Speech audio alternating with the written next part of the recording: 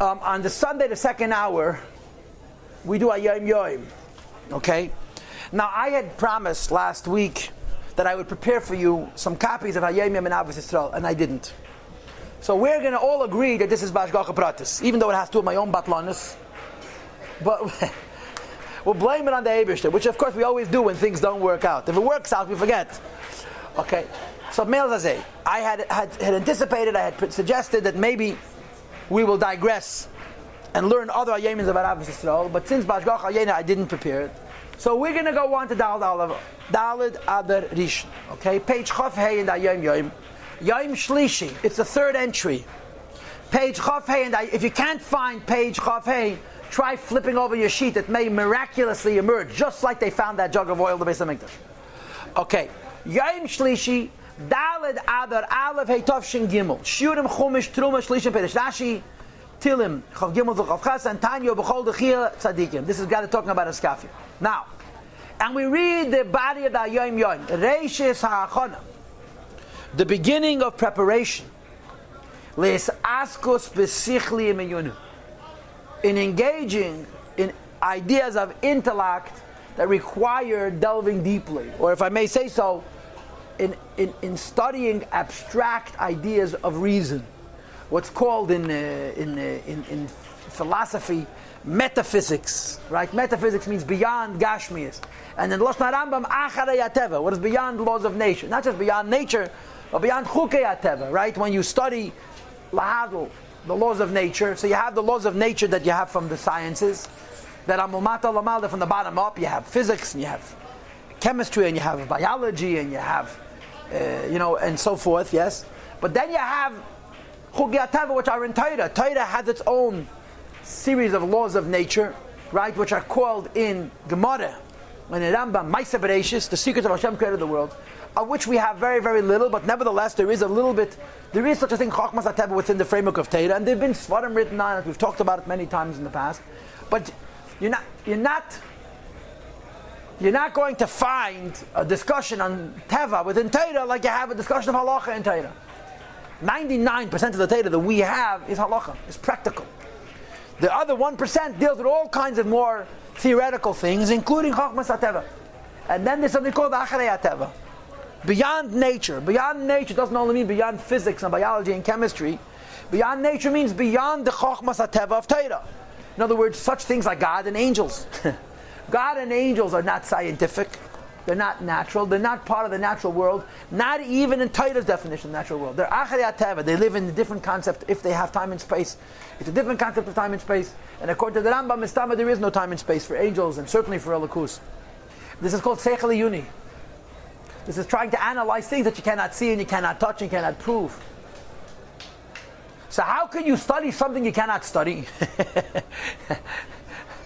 That's kind of a dumb question, right? That's a redundancy. How can you study things you can't see them, you can't hear them, you can't smell them, you can't taste them, you can't touch them, and you cannot even infer them, right? You can know things in the physical universe in an indirect way. There are things that you cannot see, you cannot hear, you cannot smell, you cannot taste, you cannot touch, but you can prove.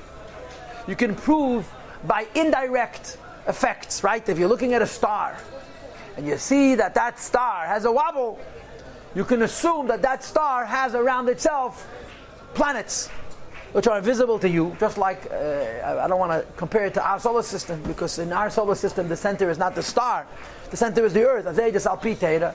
But you see a star with a funny wobble, you can determine that there must be planets around that stars, and if you understand enough astronomy, enough physics and mathematics, you can even identify what number of stars and how massive those stars are and how dense those stars are and how close and distant they may be from their parents, from the star itself. So you can identify a lot of things by seeing them indirectly. You cannot see them, but you have sufficient evidence of them to deduce quite a bit about what they are.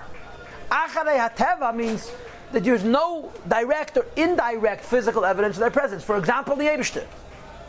How do you know the Eibishter exists? By seeing a wobble in a star. That doesn't say anything about the Eibishter. Hashem is not part of the physical universe, right? And even angels, Malachim, the Taruchni is the Ke'inyan. This is called Acharei HaTeva. It's called spiritual things. Yet, in the framework of Torah and Lahavdil, the framework of real philosophy, This is a credible chokhmah. It's considered true. There's a true chokhmah of acharei hateva. The true chokhmah of understanding things that are impossible to prove scientifically. It's a true system of reason and knowledge with its own rules and criterion that are absolute. It's not variable, it's not moody, it's not how I feel. It's credible chokhmah. It's real chokhmah. But there are rules, you see. To study physical things doesn't require a very unusual human being. Why? Because if a person is studying physical things and he makes a mistake, somebody else will call him stupid. So go push it, right? What do they call it in our modern culture? When you come up with a new idea, you publish, right? And after you publish, somebody publishes an article that discredits yours, and then you publish an article to discredit that discreditation, and both of you win prizes and you get grants, and that's what life is about in the real world, the truth, right? But when you're talking about the Ruchni, what publish, when publish? You're going to publish about angels? What's going to be the argument? How are you going to prove it? Now the other person discredited it. So when it comes to acharei hateva, when it comes to Ruchni, when it comes to metaphysics, personal integrity is everything. It's not a part of it. It's everything. When you're talking about the Ruchni is the Chachma, which Torah says is real. It's real. Yeah, and there is a Chachma called philosophy. You know, ancient Chachamim were philosophers, and they felt that there is real Chachma to Ruchnius. In other words, it's not just the way it's looked at today, that it's all one big joke, and it's how you feel, and it's moody, and it's superstition, and it's religion. But there's a real Chachma to acharei hateva. When it comes to acharei hateva, the biggest rule is you cannot debate acharei hateva. You can't debate Ruchnius. Because how are you going to argue? I decide that angels have 6 eyes, you decide angels have 9 eyes, go things. It's all about wanting emes. When you want emes, you can have a shaykhs to emes, including ruchni the emes, abstract emes, emes which you cannot touch, taste, smell, taste, or see or hear, and you cannot even identify indirectly by indirect observation. It's just transcending the chokhmah of what is known to the chokhmah of what is unknown, and it should have real chokhmah. In this context, personal integrity is everything, because it's not about winning an argument, it's not being right and wrong, it's about knowing the truth. So the Rebbe says that Chochmas Ha'iyun, using one's intelligence to analyze what is, to know what isn't, to analyze what's observed, to know what's not observable. Again, I don't mean something which is physical that's not known directly, but I mean Taka Acharei Hateva Ruchnius. It's all about personal integrity. And of course, you know what the Rambam says. And I'm saying this with advisement. In other words, I don't want to argue, I don't want to discuss this. This is not Yeshiva University. We're not Teirim Derech Eretz Nix. We don't believe that studying science makes you a better Jew. We really don't. But the Rambam does say, and it is emes, that to study Acharei Hateva, you have to have a Yediyah. Say this in Chochmas Hateva. It's a fact. To truly understand what is transcendent of Gashmis, you have to have a good, thorough understanding of Darkei Hateva, of what nature is, and all different chokhmas, because to transcend, to go past what's called the Chassidus Yediyas HaChiyuv, you have to have a solid Yediyas HaChiyuv. If you don't have a background in Chokhmas HaTeva and these other things, you have no frame of reference for your Shlila. You're swimming in the abstract and you have absolutely no idea which way is up, which way is down. But this has to be taken very carefully. This is not Chas v'Shalom advocating, what's they call Teirim Derech Eretz. It's a whole different issue. It's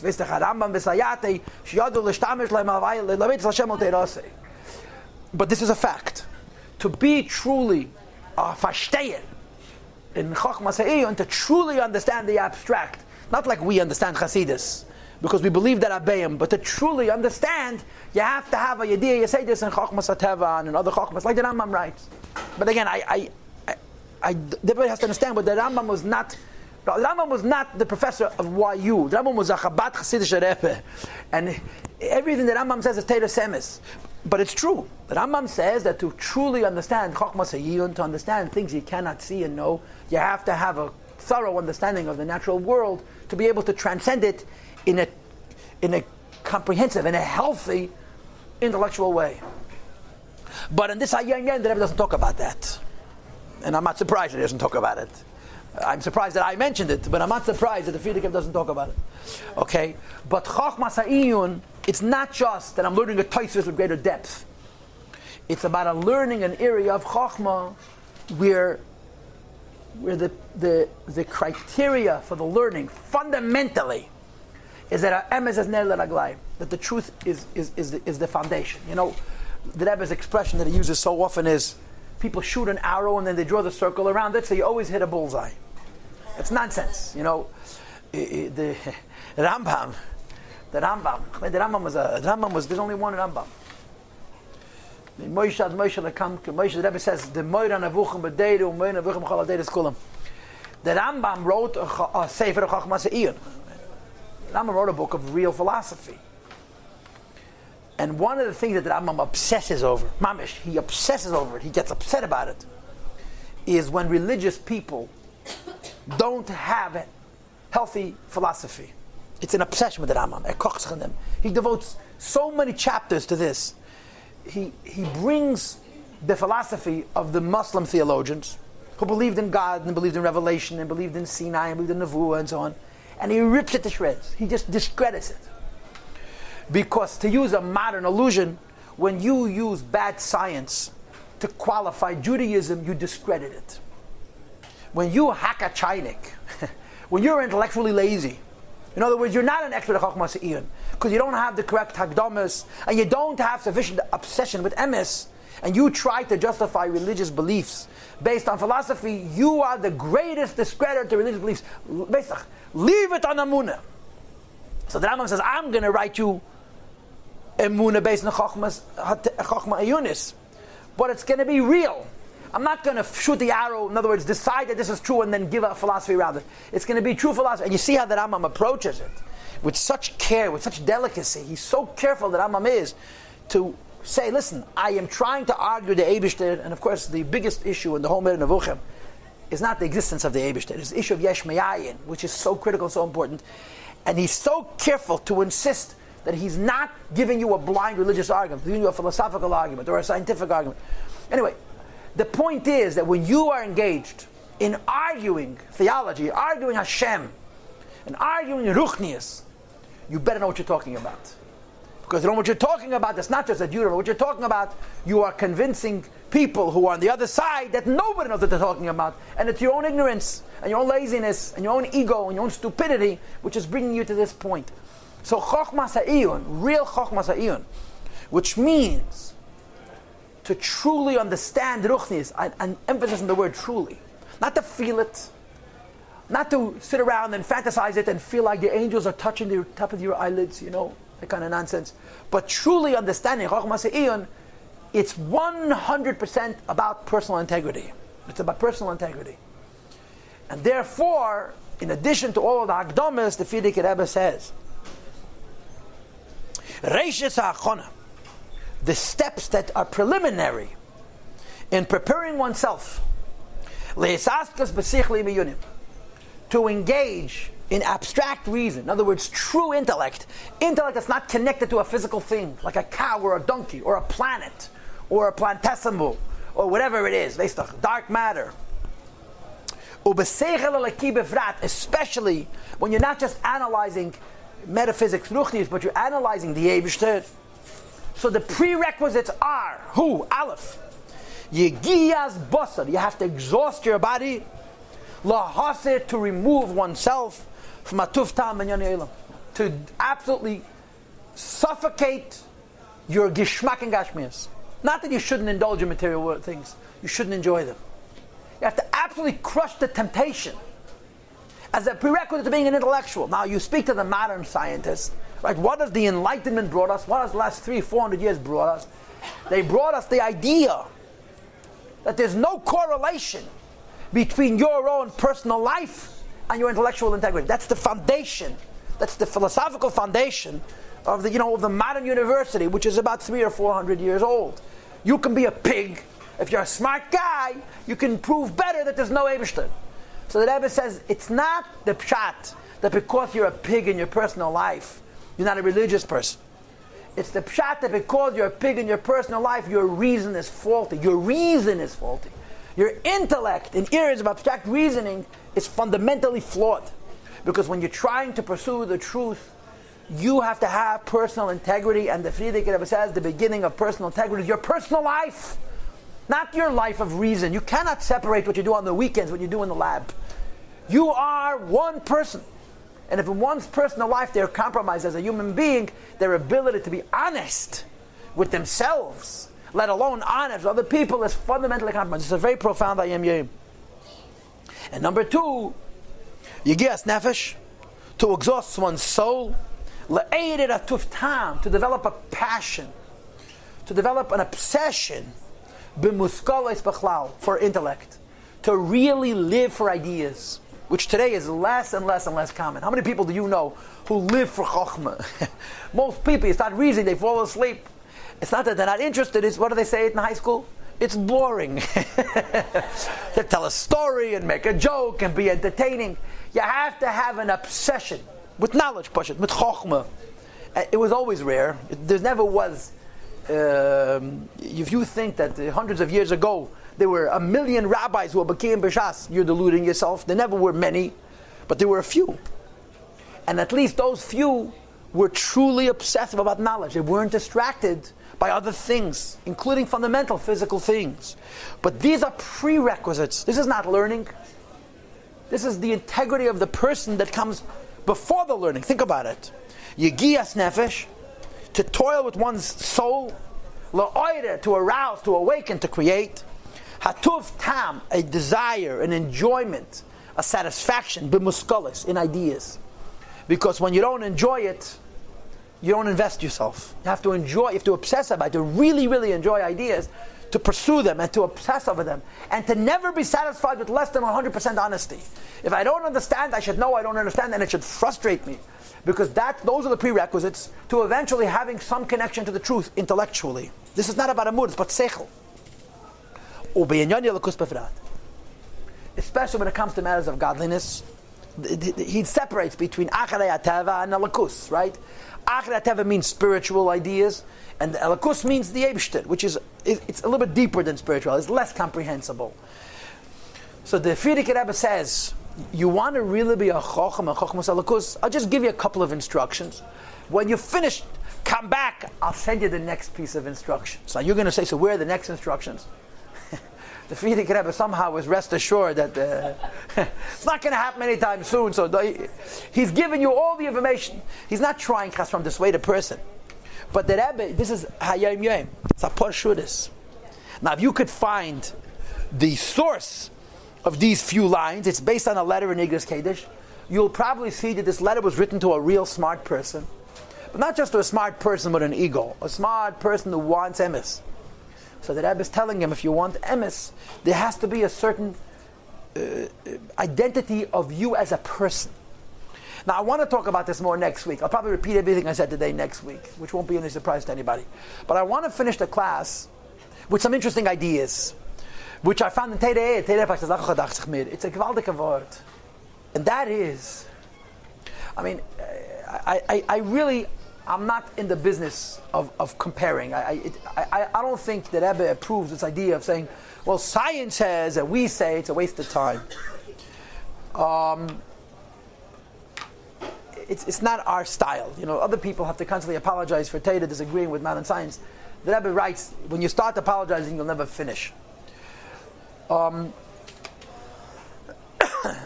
the fact of the matter is that any area of knowledge, even philosophy, in university, it's part of the humanities. It's not taken very seriously. There are people who devote their lives to philosophy, to the study of philosophy, but serious scientists find it to be a big joke. They laugh at it. Why? Can't prove it. You have no microscope, you have no telescope, you have no electron microscope. How are you going to prove something you cannot see, smell, taste, taste? The Rebbe would counter that by saying, the fact that you have intellectually constrained yourself to saying that if I cannot see it with a machine and measure it mathematically, it isn't real, is because there's no integrity to the person. There's only integrity to the science. to study physical sciences do not require personal integrity. Although you could argue that also, but why? Because it's physical things. So the world has come to a point where we have dissociated, we've separated personal integrity from what they call in our culture professional integrity. They talk about it in politics, they talk about it in science, and in all areas of skill, of expertise, and umnus. Why? Because you can't lie about that. If you say, listen, we'll make an assumption. Everybody's a pig. Everybody's selfish. And everybody's going to take $1 if they can get away with it. If you start from that point of view, you don't trust anybody. And why should you? Nobody trusts you. So when you have that point of view, at least you know you're not getting deceived by some holy rabbi who twirls his eyes, or by some spiritual person who sits in front of a chveis nidvas and tells you he sees angels. So it works. Technically it works, because the definition of a truth is something you can prove physically. But Torah says it's an impoverished world. It's an impoverished world because human beings have decided that they're essentially two-legged animals. They have intelligence, they can use their intelligence to analyze physical things, but they never escape the animal realm. So the Rebbe would argue that not only are they deficient from a moral perspective and from a religious perspective, they're deficient from an intellectual perspective. They're stealing from themselves the possibility to look for truth that you will never be able to see with a microscope. And yet that truth is truly intellectual. Why? Because we've just accepted as the common denominator, accepted as the fait accompli, as a fact. You can't trust anybody. Why? Because we're all a bunch of pigs. Now, like I said, it's a safe route, right? How does the American political system go? We elect a politician, and before he even gets into office, even Obama, Kveit Kedushas Obama, they're already not trusting him. His leftists, his extremists, because they're too passive, too centrist. It's supposed to be that way. We have a political system that's based on mistrust. And that's why we survived, right? The Soviet Union was a political system based on trust, and it's resting in a heap. I can't say in peace, but in a heap, right? A king, the old model of a monarchy with divine right, assumed the personal integrity of a person. Now, if that person in fact had a personal integrity, that was unbelievable. If the person didn't have personal integrity, you had despotism. You had the worst kind of abuse and control and so forth and so on. So it's a safe approach, right? Democracy, the model of politics we have today is a safe approach. But Torah says a melech is higher than a democracy, than a democratia. But you have to find a person with personal integrity. So it's you understand? And the same is true in Chokhmah. But Torah insists there is real Chokhmah's Achrei HaTeva. In other words, it's as credible as a science. You can argue it and establish it as real as something you can see with a machine, although it's pure reason. But if it's reason from a person who A, has personal integrity, B, wants emes, you can come to the emes a little bit. So the Rebbe says in Chassidus an interesting thing, that the ancient philosophers, that means people like Plato and Aristotle and Socrates and so on, understood this. They were philosophers, they were not scientists. They didn't have machines.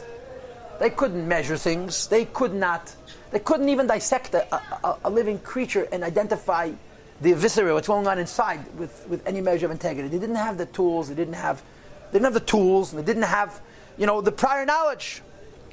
But they were great philosophers. In other words, they could analyze things from a spiritual perspective. When you look at an organic thing, a living thing, so you start talking about the plumbing, they were lost.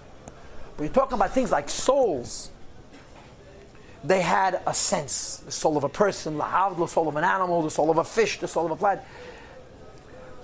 And they thought about these things for thousands and thousands and thousands and thousands of hours to try and get a sense of what it means a soul, try and get a sense with an angel, which is really another kind of a soul, and ultimately the soul of all that is, which they called God. If you add Yesh Meyai into the mix, you understand that he's not the soul of all things, he's the creator of all souls, but it's not for now. So it says in Chassidus that these ancient philosophers understood this principle that we're learning here. That one's intellectual clarity, akinim, is predicated on their personal integrity. A real Baal Seichel cannot be a Baal Taiva. Impossible. You cannot be an intellectual who likes pizza, let alone more grobe, more coarse material pleasures. Because not only does it coarsen you, it fogs the mind. And I suppose the best way to put it is, when the mind becomes fogged, the ego asserts itself prematurely.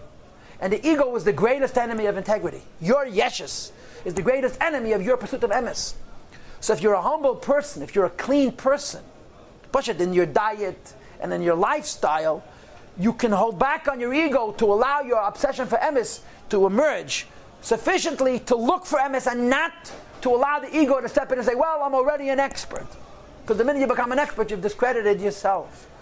So the Rebbe writes, it says in Ader 8, that the ancient Chachamim, the ancient philosophers, understood the connection between personal integrity and intellectual integrity, which today is it's not part of the modern culture at all.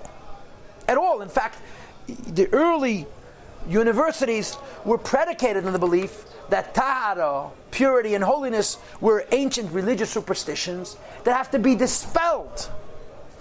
Destroy the concept of marriage, destroy traditions that have to do with tahara and kedusha. They thought that and the emes is punkt verkehrt. So the Rebbe says that Aristotle was a kefer b'yikir.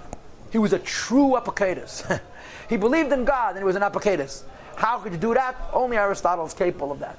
But he was a real apokeitis. But he understood in principle that personal integrity has a lot to do with the integrity of one's reason.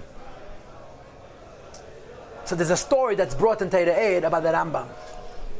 That the Rambam met a philosopher, who was in the spirit of Aristotle, a kefer b'yikir, which means that he believed in God and he was a complete heretic. The short version of this is, Aristotle believed in God, but he did not believe in Hashgacha Pratis. He didn't believe in miracles, didn't believe in revelation. He didn't believe in the possibility of Hashgacha Pratis. Or I should say it differently, he believed that it's impossible for God to be involved in the earth. It's impossible for there to be miracles. It's impossible to be revelation. So he believed in Hashem, but he basically put him on a pedestal and said, God, you can't bother me, and therefore I'm not going to bother with you. He believed in the Eibush, that's a complete apokeitis. You ever hear of Newton? You heard of Isaac Newton? Yeah. You heard of Galileo? You heard of Aristotle? Was he Jewish? It was Greek, if there was a Greek. There's a letter in the Seder Adetis from Aristotle to his student, Alexander of Macedonia, Alexander the Great, where he writes that he's converting to Judaism. He says, I'm not afraid. It's printed in Seder Adetis. I'm not afraid of you, because by the time you'll come to me, I'll be in a box 6 feet under the ground, so I can tell you the truth. It's a very interesting letter. Aristotle says, if I had the power, I'd travel around the world and destroy all my books. It's printed in Seder Adetis. And in the Hayom Yom it's brought in Bereshis, I think. In the Hayom Yom it's translated in English. Incredible letter. But he was a goy. Certainly when he wrote his books, he was a goy, and he stood for everything goyish. So there's a story that goes like this. That Rambam met a Chacham who was, strongly in the spirit of Aristotle. And of course, the Rambam supposedly followed Aristotelian philosophy, except he disagrees with him about all the fundamental beliefs. Otherwise, they're exactly the same, except that they're totally different. But when you hear people say that the Rambam was an Aristotelian philosopher, that's so ignorant, it's incredible. It's incredible, because the whole reason that Rambam wrote his Sefer was to use Aristotle's own Chokhmah to discredit the fundamental conclusions of Aristotle. Now, so he meets this Chacham, and he's proudly presenting himself as a kefer b'yikir. So they argue about the intellectual necessity for God. This is what the argument was. Is it an imperative? Is it necessary within the framework of reason to have God? Now, of course, the arguments are polar. The argument against it says the minute you bring God into your philosophy, you've discredited your reason because it becomes faith-based. And the Rambam is exactly the opposite. If you don't have God in your reason is faulty. Your reason is faulty. Because God is not a comfort to reason, it's the ultimate conclusion of it. So the Rambam says to him, says to this philosopher, I predict that if you do not come intellectually to the conclusion that there's a God, you will lose your personal integrity. That means that you'll become a pleasure seeker. You'll become a person who satisfies material pleasures. Meaning to say that you don't have integrity now. Because if you have true integrity, real integrity abhors material pursuits of pleasure. And if you'll fall into taivas, that'll prove that even now the conclusions that you've reached are rooted in your ego, and not in your pursuit of emes. And of course, everybody knows the famous story, which the Ader also indicates, how they discovered Aristotle preached piety and preached precious. He preached removal of material pleasures, not on religious grounds, on intellectual grounds, on philosophical grounds, and he was discovered to be the biggest pig of all pigs, the biggest lowlife of all of us, which doesn't discredit his integrity, it discredits his reason. So the Rambam says to this person, if you don't come to the conclusion that there's an Eibishter, you will become a Baltaiva, which will discredit you completely. And then the Alter Rebbe says, V'chein hoya. That's what occurred. So this is what Hayom Yom is saying. There's a when you talk about physical things, you don't have to be such a big chacham. It's not real reason, it's technical reason. Somebody once said to the Rogatchover, how come he doesn't write any commentaries on Kiddush HaChedesh La Rambam? Every person knows that the most difficult halachas in Rambam are the laws of astronomy, the laws of Kiddush HaChedesh. The Rogatchover makes no comments. So somebody once asked the Rogatchover, how come no comments on Kiddush HaChedesh La Rambam? He says, it's nitteris, it's mathematics. It's not tate, it's mathematics. In 3 days you figure it all out, and there's no depth, there's no Torah, there's no Ein Sof. The Rogatchover, we all say, there's nothing more difficult in Torah than astronomy. Astronomy, 1 + 1 = 2. It's not Chochmah B'chlal. Real Chochmah is abstract Chochmah. And abstract Chochmah is not about the ideas, it's also about the person. So the Frierdiker Rebbe says, without personal integrity, your ability to pursue Chochmah is flawed at its core. Verstehst? Which explains our